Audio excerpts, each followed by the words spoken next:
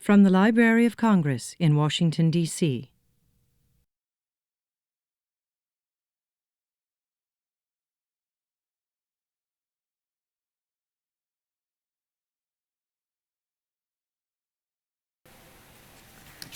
Good afternoon, everyone. Well, let's see. Good afternoon. Good afternoon, everyone. I'm Peggy Pearlstein, head of the Hebraic section here in the African and Middle Eastern Division of the Library of Congress. And I'm going to tell you a little bit about today's program and then introduce you to Fentum Taruna, who's responsible for the Amharic and Tigrinya collections here at the library. Today's speaker, Dr. Heran Sereke-Berhan, will be talking about coffee, culture, and intellectual property rights, the case of Ethiopia. And it will be followed by a coffee tasting in our conference room following her lecture. Those of us here in the division had some samples the other day, and so we highly recommend that you stay and taste some Ethiopian coffee. If you will be part of the question and answer that follows the presentation, please be advised that you are consenting to your participation in today's program, and it will be webcast by the library and available on its website at all times. I also want to alert you to a program that we're having on Monday here in our reading room. It will be a presentation about a new Passover Haggadah, which is the booklet that's recited at the Seder meal on the eve of Passover. And there are more flyers up in the front by the information desk. And now I would like to introduce you to Senior Reference Librarian Fentum Taruna.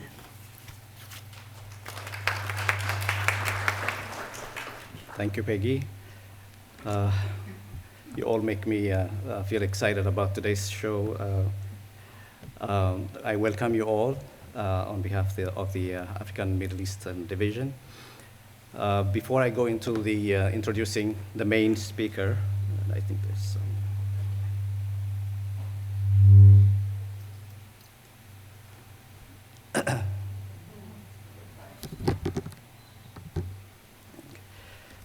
I would like to introduce, well, I have two announcements. And the first one is about the coffee ceremony that we're going to have. And serendipity somehow played a part, and we're having sort of a two show in one event. I would like to introduce Abeba Talahon. Miss Abeba Talahon, please come over. Abeba Talahon is a culinary expert, and she has done a lot of shows on coffee and food all over the United States. But she happened to call when I was in need of someone to help me with the coffee service. She just called on time. And then I happened to mention to her that we are having this event on Thursday, and she volunteered today to be the master of ceremony for today's.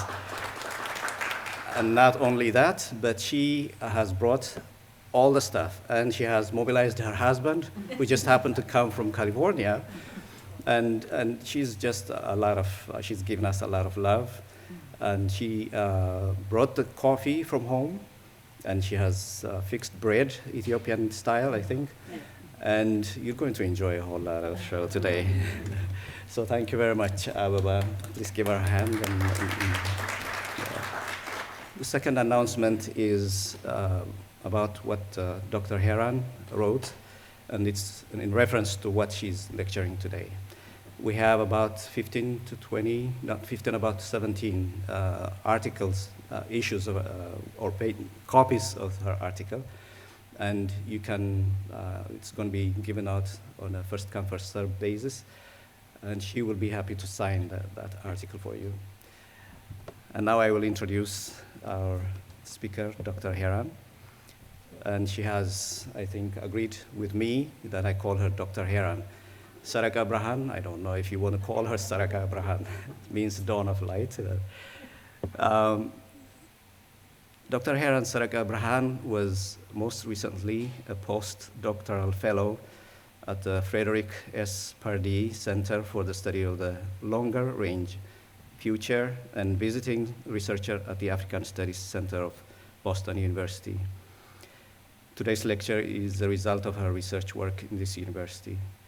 After earning her doctorate in African history from Michigan State University in 2002, she has initiated and participated in projects that combine her interest in historical research with her passion for the arts and culture, including art exhibitions, performances, and publications on the arts. She spent 4 years in Ethiopia, where she worked as academic director for the School for the International Training Study Abroad program. She is currently working as a research and development associate at the Ethiopian Community Development Council in Arlington, Virginia. Between 2005 and 2006, she was an assistant professor at the Institute of Ethiopian Studies in the Addis Ababa University. Dr. Heran has written numerous conference papers and made several presentations and talk shows. Among her notable works is the most recent issue, and the special issue of the Journal of Ethiopian Studies that she edited in honor of Professor Richard Pankhurst and his spouse, Rita Pankhurst. My testimony of Dr. Heran is that she's a very, very loving person. I have not seen many that have combined knowledge with humility and love. Please welcome Dr. Heran.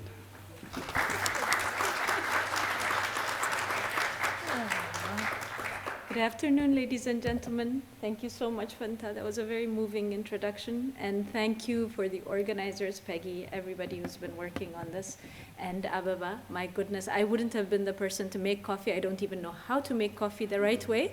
And coffee puts me to sleep, so I can't drink it. So thank you very, very much for doing this. This study was conducted 2009-2010, in the year that I was in Boston at Boston University. And it was part of a year-long theme on Africa titled Africa 2060, which considered sort of the future of Africa, possibilities, challenges, and opportunities 50 years into the future. And then a conference at the end of this also happened titled Africa 2060, The Good News from Africa, which sounds suspiciously like a religious gathering, but it was a very, very strong and influential conference on positive outcomes, things that are happening in Africa today that we can talk about.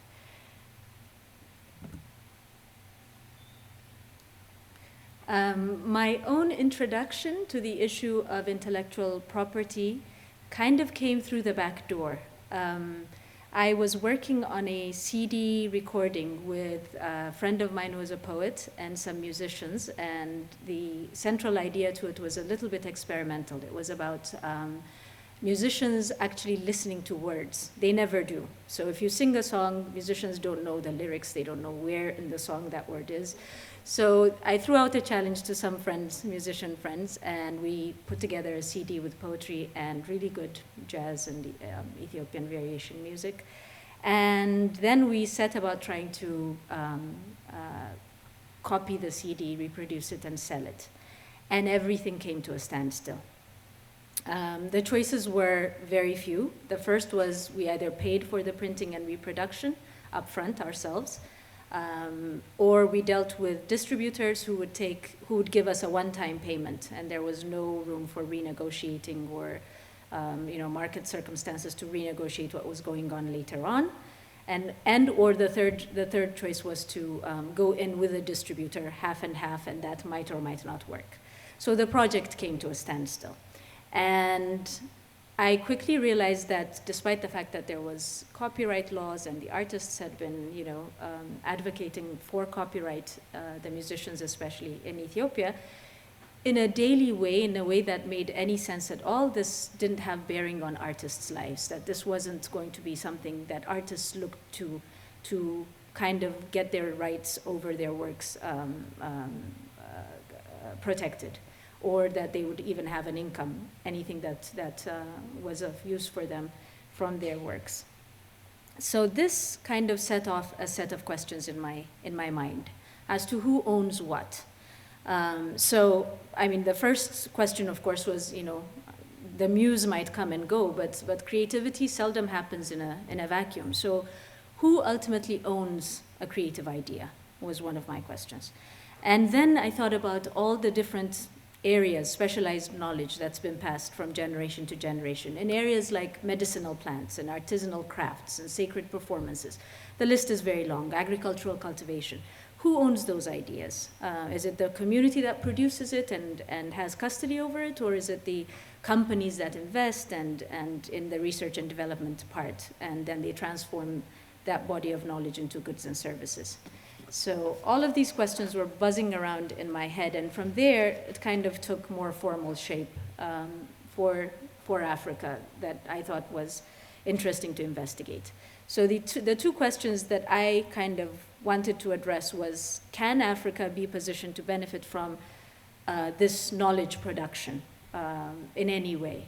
And then eventually, can Africa compete with the international arena of cultural knowledge production?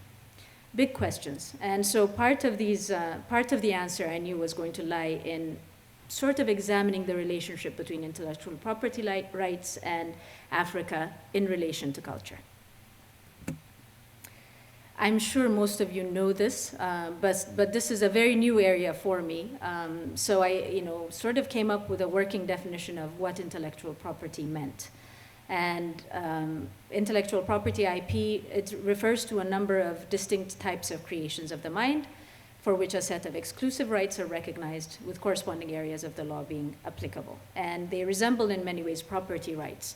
And in this case, the owners are granted rights over intangible assets. So it could be artistic works, literary works, musical works, words, phrases, symbols, designs, and the like. The main aim of intellectual property rights, the basic purpose is threefold in its most simplified form. First, it protects the inventors or the creators of the idea from counterfeit users. Second, it awards them some kind of moral rights over their works. So they decide whether they want to sell it or not sell it, or reproduce and put it out there. They decide. And then the third is somehow to make these creations available to the wider public. And arguably, I think these three things have, even within the legal framework, have some kind of tension between them, between protecting the artist's rights and then making it available. And so there's a lot of literature on sort of the ethical stance of these three different purposes, the legal and economic and policy implications. There's a whole lot of literature on that. What I discovered was the areas of IP law, intellectual property law, patents, industrial designs, trade secrets, copyrights, and trademarks were very different in the way that they were, the law had developed over the years. And the legal principles evolved in different ways. And these legal fields were extremely specialized. So one of the people that I ended up interviewing really cautioned me against mixing these areas. Intellectual property, trademark, mix those issues with intellectual property copyright issues. Don't mix those issues, because these are very specialized areas of the legal field. So they're seldom seen as a package holistically. They almost never are. So, but if they were, one can conceivably argue the case that the overall effect of these laws is a monopoly of knowledge, production, and access. And that's provocative unto itself. But if one ever was able to consider, and I'm not a legal, I don't have legal background, so I wouldn't know the intricacies of this, but I kind of arrived at this, that if we were to consider these holistically, can we argue that as a whole there was some monopoly of knowledge and knowledge production and access through IP laws? The legal principles behind the notions of intellectual property evolved over many centuries, and it wasn't until the 19th century that the term itself came into use. It became even more commonplace in the 20th century here in the US, and people point to the British Statute of Anne from 1710 and the Statute of Monopolies in 1623, which are seen sort of as the origins of copyright and patent law, respectively. These two conventions, international conventions, are very important as sort of the beginning of formalizing intellectual property laws. I won't get into them in much detail. The first one was signed in 1883, and it sort of deals with industrial property in its widest sense, which includes patents, marks, industrial designs, trade names, geographical indications. And it laid down sort of the common rule that member states, all member states, signatory member states, would follow. The Berne Convention deals more particularly with copyright for works of authors. And this one established a system of equal treatment that internationalized copyright among signatory states. And it also put into place the idea of fair use for copyrighted works in publications and broadcasts. Now, the nature of protection varied very much from country to country, and it was adapted as seen for particular needs. Towards the end of World War II, Western innovations in radio, television, and satellite technology laid a very new foundation of knowledge economy. And instead of agricultural production, goods and services became the basis of wealth. And the competitive edge in this knowledge economy depended very much on innovative qualities that these goods and services exhibited. So IP laws were created and strengthened to protect these innovative qualities. Furthermore, later on, improvements in production and distribution systems led to greater trade activities in Western economies, which in turn increased the risk of exposing these innovative qualities to copying and counterfeiting, which ultimately would rob them of their competitive edge. So this lack of uniform protection over innovative qualities led Western interest groups to push for the integration of trade and intellectual property laws to better protect wealth created from intellectual property. So now intellectual property becomes intertwined with trade.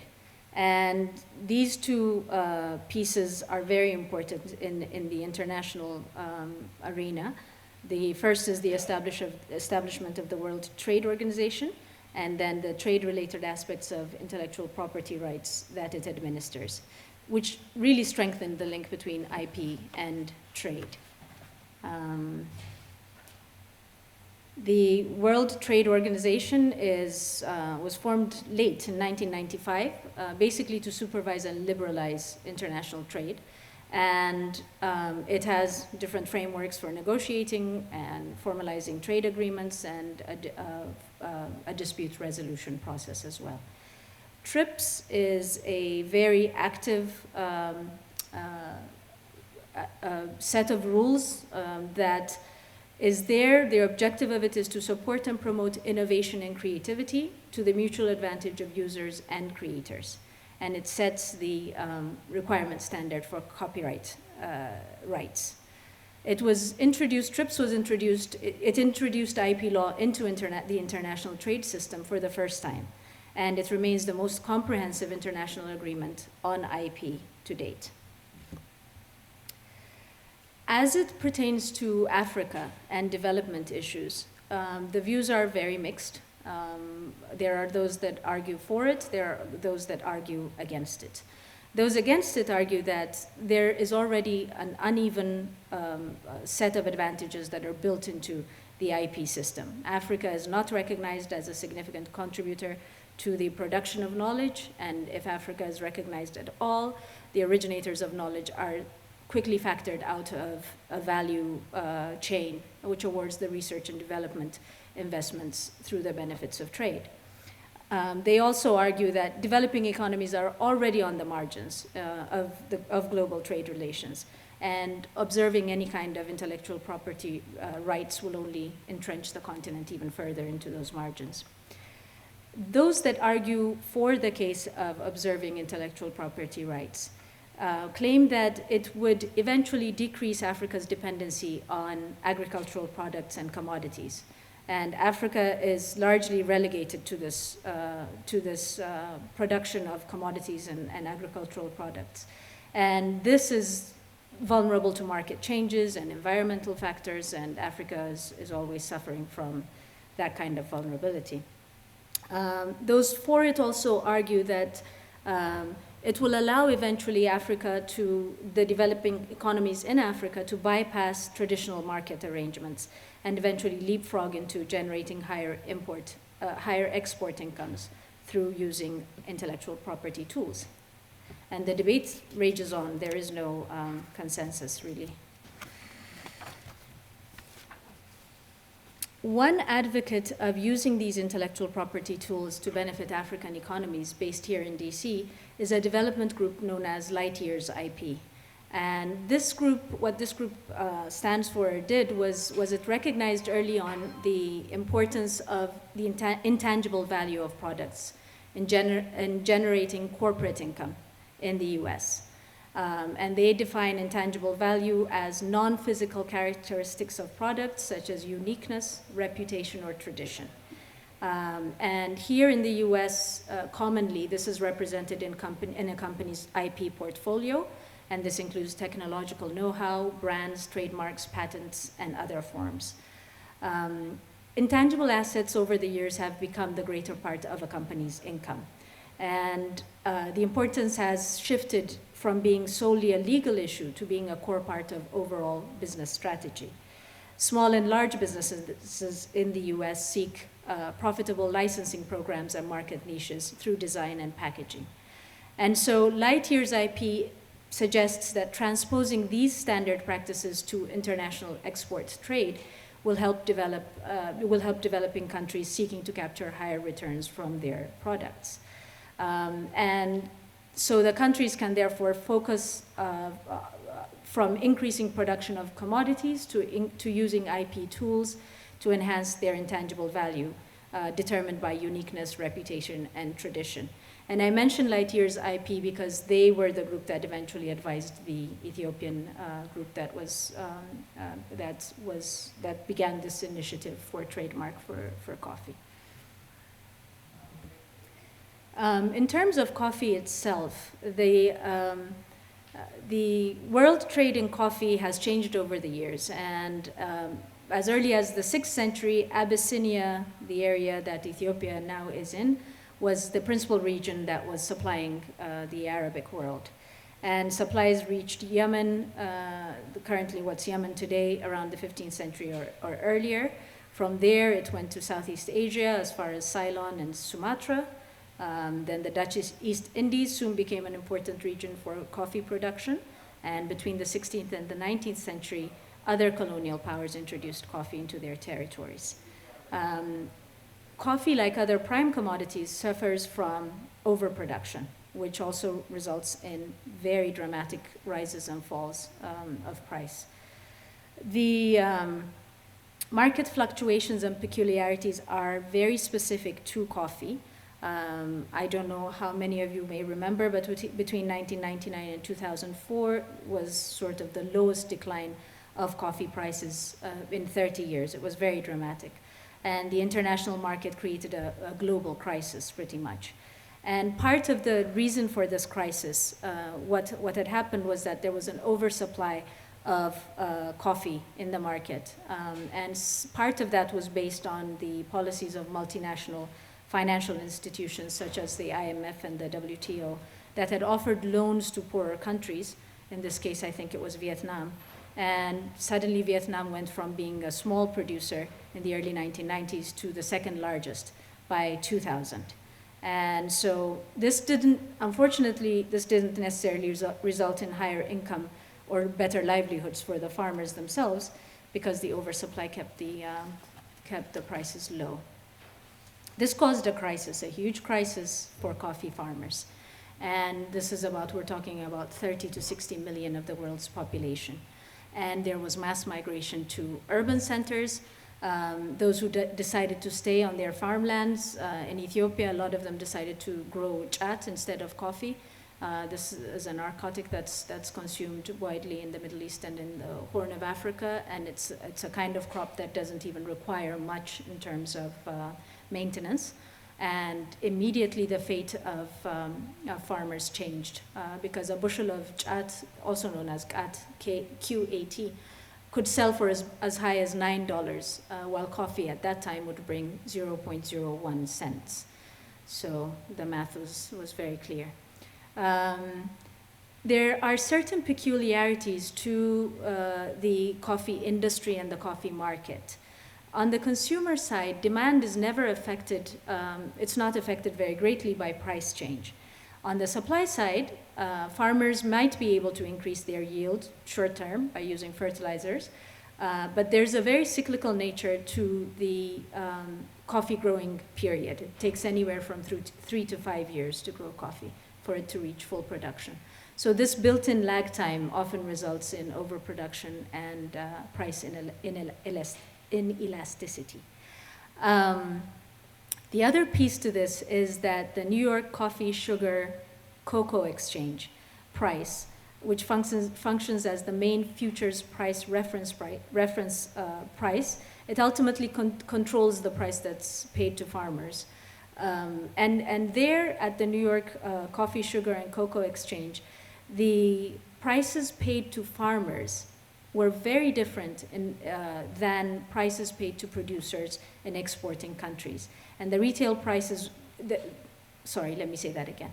The prices paid to farmers were very different than the retail prices that were recorded by importing countries. And between 1999 and 2001, the futures market price fell by 57% due to this oversupply. Yet during the same period, the retail prices only fell by less than 10%. In this period, between the 1990s to around 2004, the world coffee market was characterized by a boom in consumer countries and a corresponding crisis in producing countries. This has been termed the coffee paradox, which marked a departure from the assumed economic model of supply and demand. There was this huge difference between the global green coffee, the price fell despite increased demand of coffee by consumers in developed countries. Part of the cause was that this coffee that was on the market was very low quality Robusta coffee, and it was oversupplied and it harmed the producers. But it resulted in coffee roasters being able to raise their profit margins because international prices dipped to record-setting lows. At the same time, the consumer market of specialty coffee meant that this sector recorded increasing price premiums even during the crisis.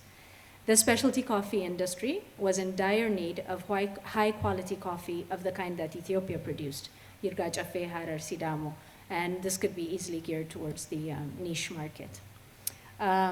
There is this difference between commercial and specialty coffees.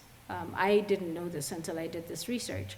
But there are two very distinct sectors to coffee. The industrial or commercial coffee is usually the canned and the instant blends.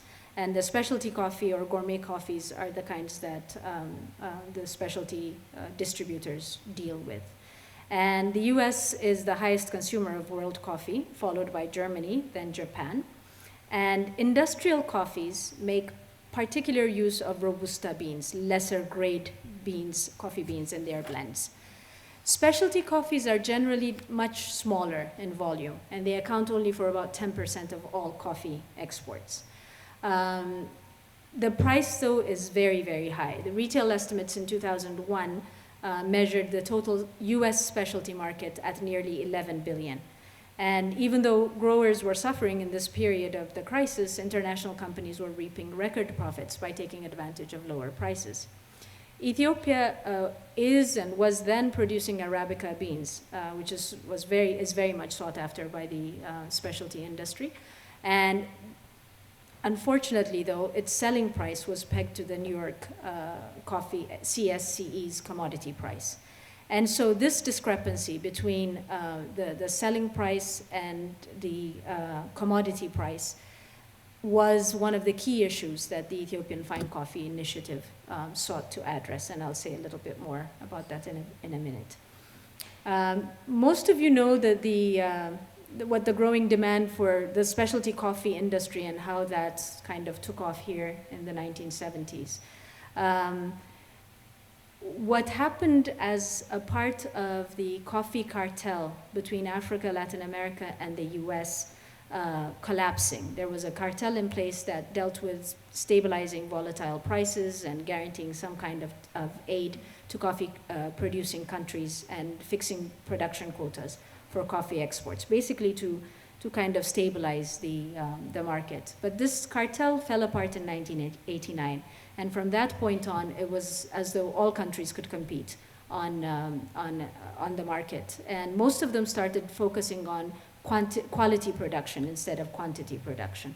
And what this did was increase the variety of high-quality beans that were available at lower cost. The coffee revolution started up around the same time. Coffees were being marketed in a very new way to a very new kind of consumer who had sort of environmental concerns, environmental savvy, and fair trade, was very knowledgeable about fair trade concerns. And eventually these consumers would seek high quality, single origin coffees instead of blends and mixed beans from unknown locations. The leader of this coffee, the specialty coffee industry, was Starbucks, and this had opened, you've probably noticed if you've been in a Starbucks lately that they're celebrating their 40th year. It opened in 1971, the first coffee shop in Seattle, and it grew in popularity very, very fast. But the Starbucks institutional demeanor, I guess, is sort of a gentler kind of global business with good corporate citizenship and social responsibility at its core. And to its credit, Starbucks was among the first in the industry to introduce and package single origin coffees that served to promote products and their sources to consumers. So it's kind of ironic that in the actual initiative, Starbucks became the enemy for a short time, but that was resolved, fortunately. The slide that you see here has different shades of maroons and browns, I think 3 different shades. The R stands for Robusta coffee, the blend coffees. The A stands for the Arabica, the red countries that produce Arabica coffee, and the M is for mixed Arabica and Robusta coffees. Now, when we come to Ethiopia, the origins of coffee in Ethiopia, and I don't know anyone who knows about this legend anymore, where it came from, when it started. But the story goes that a shepherd named Kaldi took his goats up a hill, and the goats started munching on beans and started getting very energetic. And so he decided to try some of this since they had all this energy to spare. And from there, he was very inspired to share this finding with some priests nearby. And the priests tried it, and they stayed up all night praying, so that helped. And for those of you who may have visited Ethiopia lately, you know that there's a chain named Kaldi's that's kind of fashioned after Starbucks that's doing very well, a coffee cafe chain. Over the ages, the practice of drinking coffee has been at times banned and at times accepted by both Christianity and Islam. In the beginning, in Ethiopia, coffee was strongly associated with Islam and indigenous religious practices. So it made the consumption was sort of taboo among its Christian population. Nobody would admit to this today, but that's actually how it had happened. And we know this because travelers to Ethiopia from the 19th century sort of observed this aversion, which seemed to have lessened towards the latter half of the century. Maybe because, and I don't know how true this is, but Egyptian Abuns, who were the head of the Ethiopian church at the time, consumed this coffee. And so it kind of became a little bit more accepted. And then by the first half of the 20th century, there are reports of nobility drinking coffee, and it's available in the homes that host these travelers. Now Ethiopia is unequivocally recognized as the birthplace of coffee, and some even regard the name itself to have been derived from a region in the southwest named Kaffa.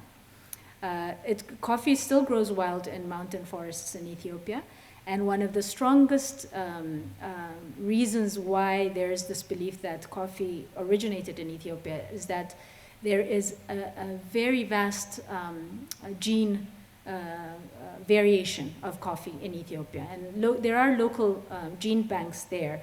One is the Jumma Agricultural Research Center and the Institute of Biodiversity Conservation in Limmu. And they've recorded a variety of about 6,000 beans so far, and counting. There's still more. One such variety that I've heard of has been taken to Brazil, and during the emperor's time, a delegation came and they were offered this type of bean, and it's now become the most natural decaffeinated coffee that's available on the market. So this wealth of diversity attests to Ethiopia's claim that the origins and links of coffee are there, and that the links of the survival of the world's largest genetic pool really depends on adequate conservation in Ethiopia. Cultural significance, it's a daily activity in most homes in Ethiopia.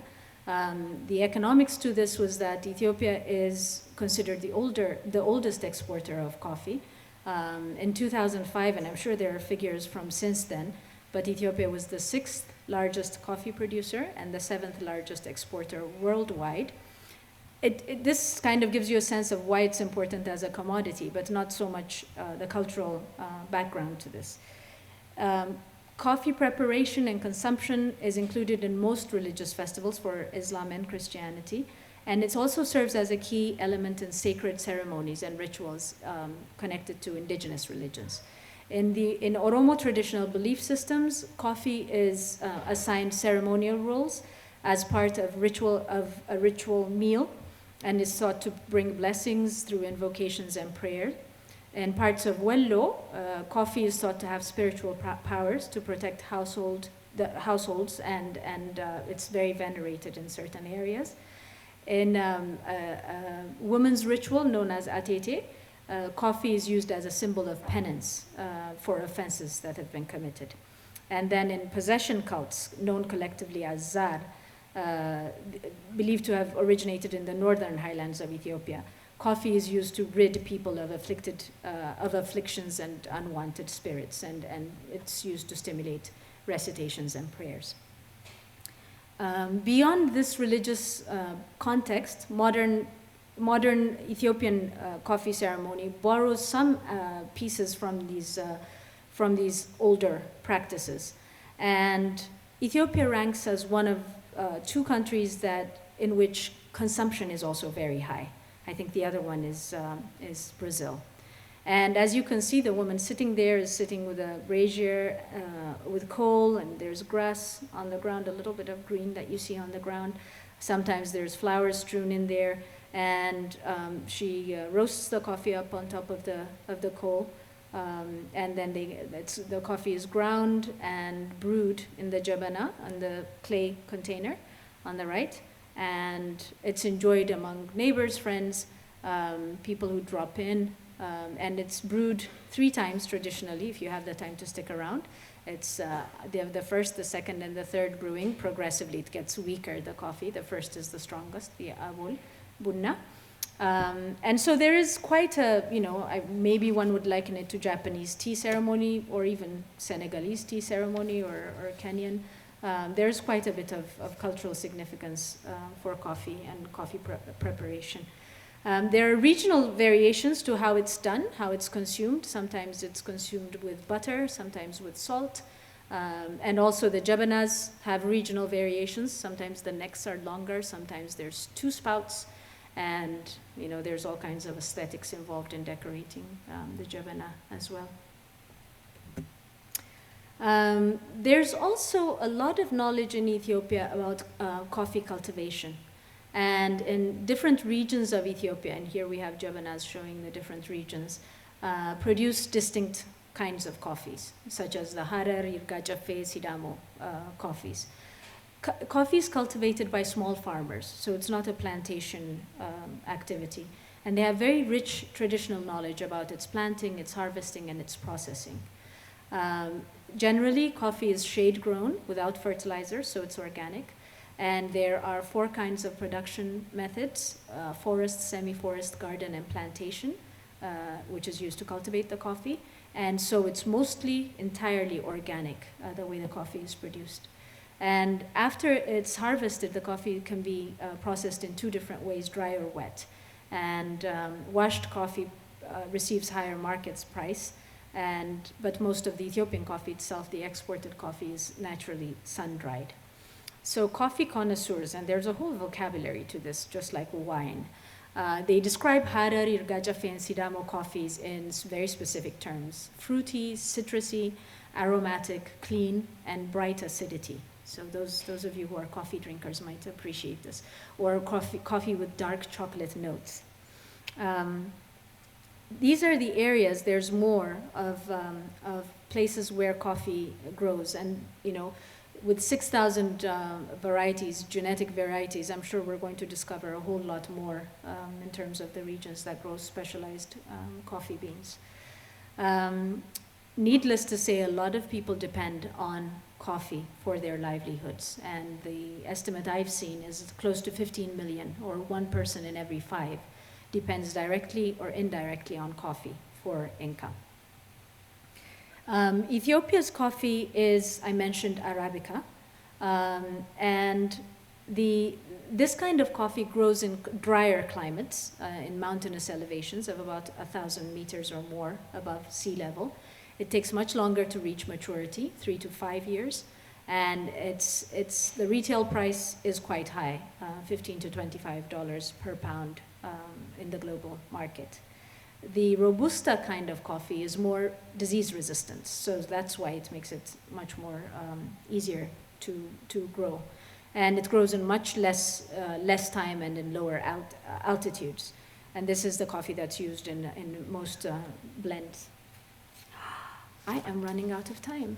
Okay, let me say just a little bit about the initiative itself. The initiative was begun by a group from Ethiopia. The person that was at the center of it was an IP law person in Ethiopia, and his name was Getachew Mangiste, and it came out of the Ethiopian Intellectual Property Office, which was established in 2003. And he partnered with Lightyears, the group in Ethiopia partnered with Lightyears IP to examine this potential of the trademark possibility. And basically, they decided to take control of the brand by trademarking Harar, Sidamo, and Yirga Jaffe coffees. There's a little bit of technical stuff there that maybe I'll skip over. What they decided to use as a strategic approach, why they decided for trademark versus geographical indicators. It's a little bit technical, so I'll skip over it for now. But they did decide to pursue trademark. And this was very hotly contested. At the time, Starbucks had already put in for a certain kind of coffee trademark. And I think these two things were not related until they actually started butting heads, the two initiatives. And so when the Ethiopian initiative came up, and they went to the patent office, Starbucks had already applied for this trademark. And so then that's when the problem began. The initial response was that the coffee industry did not support this Ethiopian registry. They argued that the names had become generic terms for styles of coffee, and the Ethiopian team realized very quickly that they couldn't push through this in a legal court system, and they instead decided to go public with this. And when they did, they mobilized, they sort of told the story to Oxfam, and Oxfam was very well known for their, decades-long advocacy in the fair trade movement. And so Oxfam decided to make this a very public affair. Around the same time, there was the film Black Gold had been produced that showed sort of the state of farmers and their earnings and their lifestyle compared to sort of the coffee revolution and the way the coffee was being marketed on this side. Ooh, he's snapping his fingers at me. Should I stop there? Oh, this is unfortunate. Okay, let me stop. Shall I stop? I'm stopping. I'm So sorry. it's just getting warmed up. Well, maybe we compensate by. It's really sad. This has been a presentation of the Library of Congress. Visit us at loc.gov.